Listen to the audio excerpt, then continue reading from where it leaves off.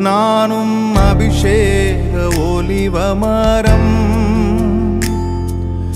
ஆலயத்தில் நடப்பட்டவன் சமூகத்தில் வாழ்கின்றவன் அன்பையே நம்புபவன் வசனம் தான் பசியாற்றும் உணவு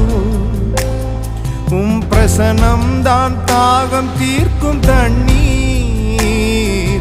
வசனம் தான் பசியாற்றும் உணவு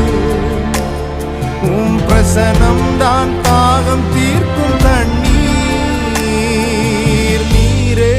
என் வெளிச்சமும் மீட்புமானி நீரே